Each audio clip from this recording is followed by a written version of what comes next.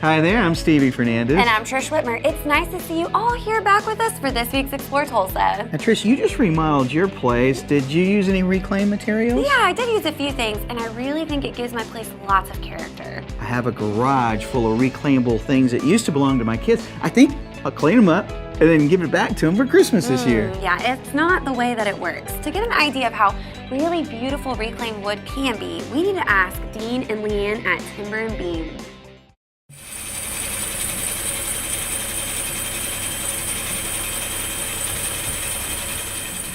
I took wood shop in high school, and that's probably where I first fell in love with wood. I remember him making my mom a clock, and I think it actually spelled mom. So I've always loved wood and working with wood. And in about 2002 or 3, I was asked to put up reclaimed wood in a couple of the houses that we were building.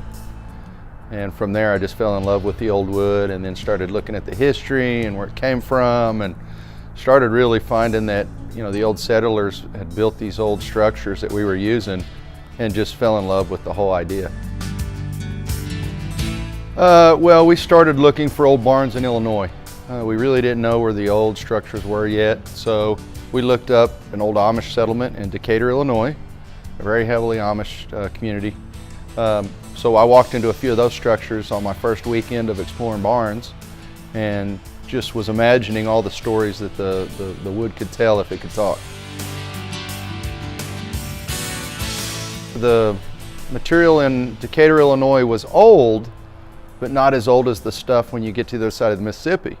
You know, that was the kind of the buffer to keep the settlers from moving forward, was the big river. So you'll see a lot of the old, really old handcrafted stuff before they had sawmills. When you crossed the Mississippi, it was a little later in time. Of course, people had sawmills then, so the wood changed look. It had the circular saw marks versus the axe hewing marks. Over there, they truly did it by hand.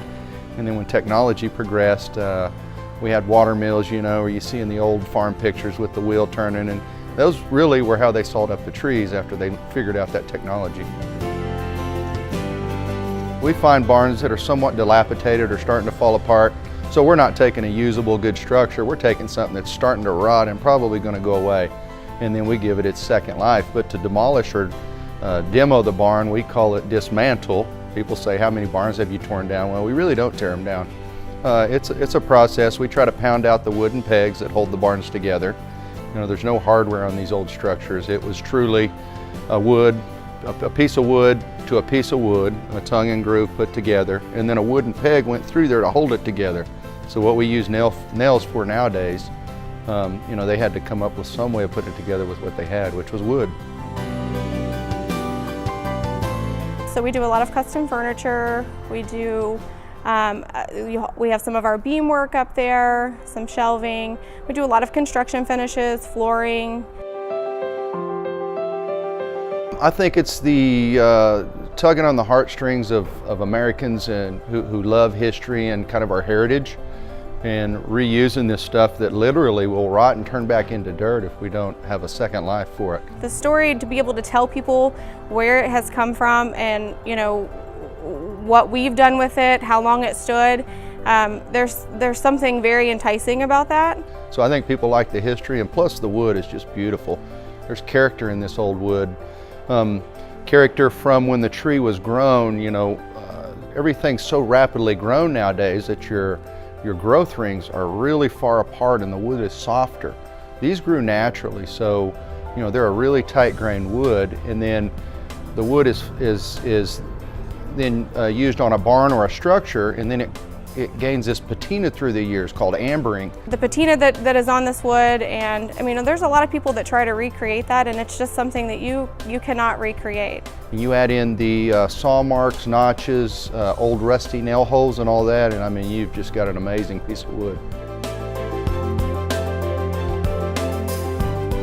When we are selling our product to customers, I know what they're getting, and I know the condition of the wood and the old growth timber, and the type of product that they are going to end up with is quality.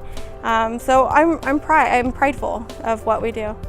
Well, I just get a huge love for the wood and who put this old structure together. Being a carpenter back then, I know how tough it is today building some stuff. They didn't have 5% of the technology we have nowadays, so I try to put myself in their footsteps and how they put these structures together. That really gets me going. And then just the history of what the barn was used for, whether it was a hay barn or a milking barn or a corn crib, and you know how it kind of helped America progress to where it is today. That also pulls on my heartstrings as well.